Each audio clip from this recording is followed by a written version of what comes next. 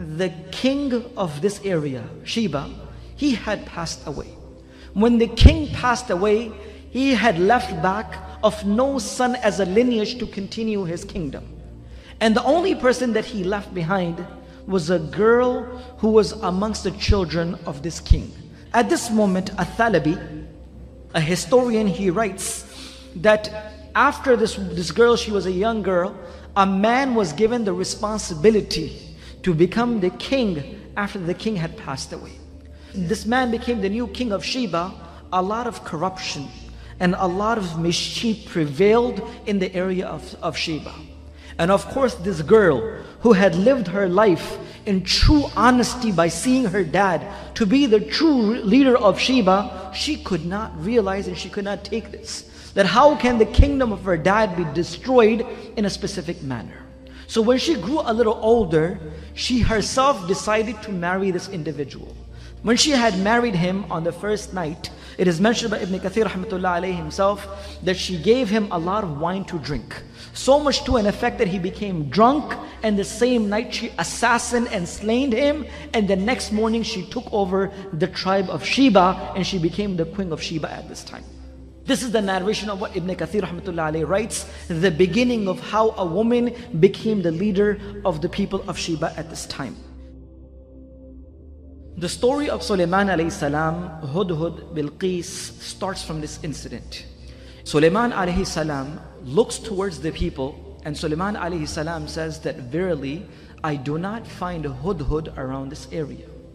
He said, if I do not find Hudhud very, very soon, either I will punish Hudhud by cutting the throat of Hudhud, meaning killing Hudhud, or I will give him the most severest of the punishment.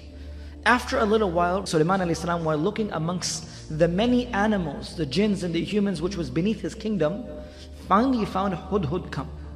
And he says, Hudhud, you will not be accepted amongst us until you give me a strong excuse. So at this point, Hudhud said that I will give you such a news that you have never heard of before.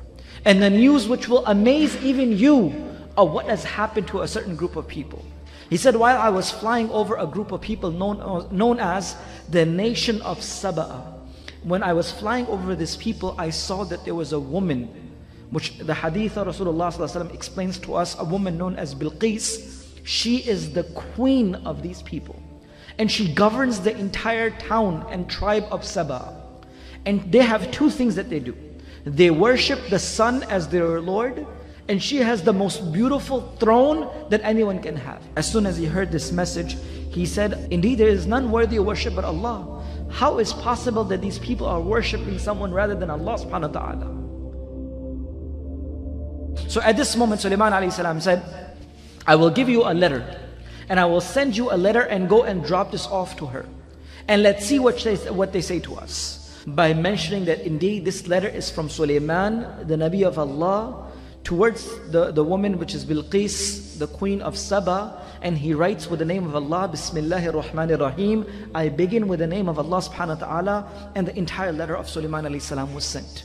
When this letter was sent towards Bilqis, Hudhud went and he dropped it off. When she found this letter, when she received this, she did not make a decision herself. She consulted with all the chieftains, all the chiefs of her kingdom, she gathered them together. And she says, I will not make a decision until I take each and every of your opinion. Because I am the one who don't make decision until you approve of it. So as soon as she recited this letter from Sulaiman alayhi salam towards them, the chief said, O the queen, we have strength, we have power. We have ability and forces to destroy this person. Why don't you give us a chance? The queen of Saba, known as the queen of Sheba, Bilqis, she was a very intelligent and a smart woman. She says that I have noticed that when kings take over other nations, they destroy their families and generations to come. And the most honorable people amongst them become the most disgraceful. So I don't want to take a chance. Give me another opinion. So then she thought of an idea to send some gifts to Sulaiman alayhi salam. That if he is only a person looking to take over countries and places to become a king, then he would accept my gift. He would accept my hadiyah and he will close his mouth. I can just bribe him off with the wealth, and he will become quiet. The chieftains took these gifts and went to Sulaiman alayhi salam. As soon as these gifts were presented, Sulaiman alayhi salam looked at them and says, whatever you have brought to me, Allah has given me much more than this. You have not come to the right person. I am not a person who will get, just by bringing these gifts, I will not be bought by these gifts. Go back to them and verily tell your queen, if she does not accept our word, then we will come in such a force that nothing of the nation of Sheba will be left. As soon as the chieftains went back to Bilkis, the queen of Sheba, or the nation of Saba, when she realized that Sulaiman alayhi salam had not accepted these gifts, she realized that indeed he was not only a king. Because he is the Nabi, or he is a true person, that's why he has not accepted any of the monetary gifts. Sulaiman alayhi salam invited Bilqis to come and visit this kingdom and see what is going on with what Allah has given. So as soon as she decided to come towards Sulaiman alayhi salam, when they received the news of Bilqis coming towards Sulaiman alayhi salam, towards this area which was known as Bayt al-Maqdis or Jerusalem at the time, it is mentioned that Sulaiman alayhi salam was sitting within his companions. Many jinns and many people and humans and birds and all different creations were sitting beneath the kingdom of Sulaiman alayhi salam. So Sulaiman alayhi salam asked, which amongst you is a person which can bring me the throne of Bilqis before she comes to me? One of the biggest of the jinns which were present in the gathering of Sulaiman alayhi salam got up. And he says, indeed, I will fulfill this task. And how fast can you bring it, Ifrit? He said, I will bring it before you get up from this gathering finishes. The throne of Bilqis will be in front of you. Sulaiman alayhi salam says, this is too long for me. And then he said, who else is present here? A person on the other side who Allah had granted knowledge and ilm. He said, I will bring this before the closing and the opening of your eyes. I will bring it in such a pace that before you notice again, the throne of Bilqis will be with you. As soon as the order was given towards this individual, the throne of Bilqis was brought towards Sulaiman alayhi salam. And Sulaiman alayhi salam ordered the jinns and the humans present in his kingdom to make the changes in the throne that she cannot distinguish it right away.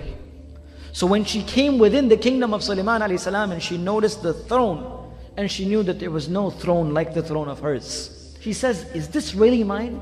And how can it be and it can travel before me and such a big throne can come towards you? So at this moment she was amazed by this. But still, subhanallah, hidayat is in the hands of Allah subhanahu wa ta'ala. Hidayat and the truth still did not click in her mind. She did not still believe in Allah. She saw her own throne in front of her eyes, which came before she even came, but she still did not accept. Is this really mine? It looks like mine. So Sulaiman says, indeed it is yours. And she was surprised and stunned by this action, and she knew that indeed this person had given much more than what we were expecting. The ayat of the Quran continues, in which Sulaiman alayhi salam invites her to come within the palace that Allah subhanahu wa ta'ala had given Sulaiman alayhi salam. When she entered inside the palace, there was a floor which was made with glass, and beneath the glass was water and fishes. So as soon as Bilqis was about to step upon this, she picked up her clothing so her clothing does not become wet when she puts her feet inside.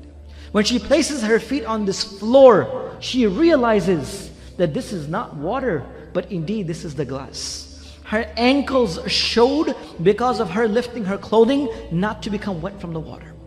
This is not water, but this is glass. And this is the kingdom and the power and the strength that Allah has granted this person that no one else has. And this was the time when the iman clicked inside her life. And this was a time when she realized and she visually seen, and she says, indeed that there is none worthy of worship but Allah, and I believe in Sulaiman to be the prophet of Allah subhanahu wa ta'ala. And indeed we turn towards Allah subhanahu wa ta'ala, who is the creator and the one who made the humans and the jinns. That what happened after Sulaiman alayhi salam? Did he marry Bilqis or he did not do so? Ibn Kathir rahmatullah alayhi also mentions this, and Al-Thalabi also mentions this, that when Sulaiman alayhi salam married her, meaning he got married with Bilqis, he returned her to the kingdom of Yemen, and she continuously ruled them. And Sulaiman alayhi salam would just go and visit her here and there. And Sulaiman alayhi salam had built the 3 kingdoms, meaning 3 castles within the place where Bilqis used to live.